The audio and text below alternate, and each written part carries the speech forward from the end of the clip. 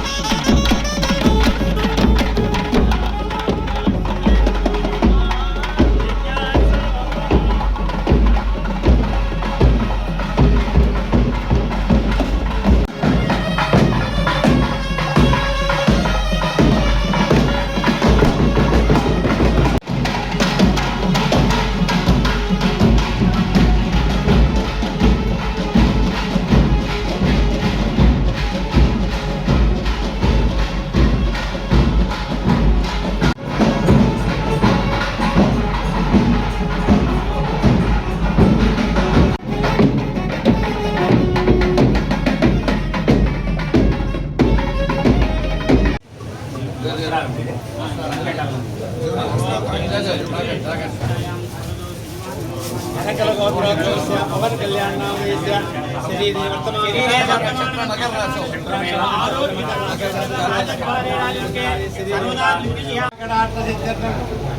राजद्वारे राजमुखे सर्वदा दिग्विजय लक्ष्मी कटाक्ष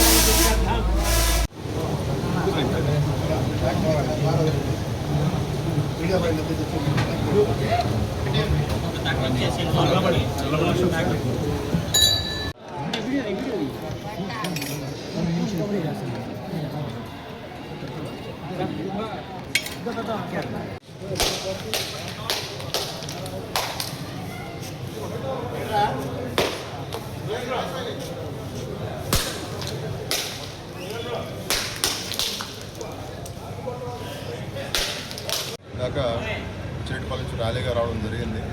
పాదయాత్ర చేసుకుంటాం.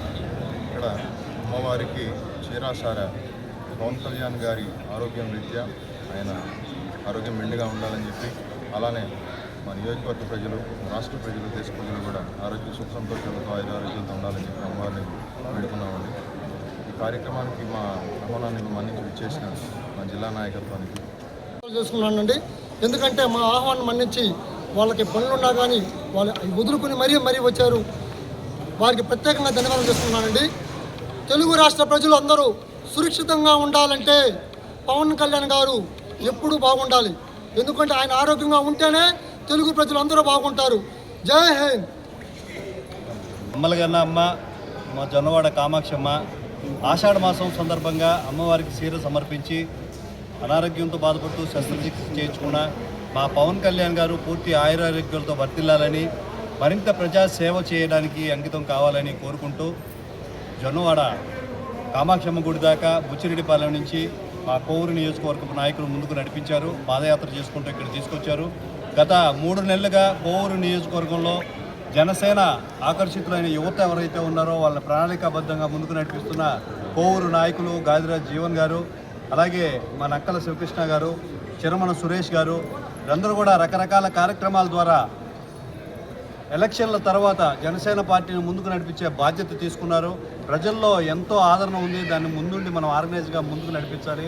దాని బాధ్యత తీసుకున్న ముగ్గురు కూడా హృదయపూర్వకంగా అభినందిస్తున్నాను.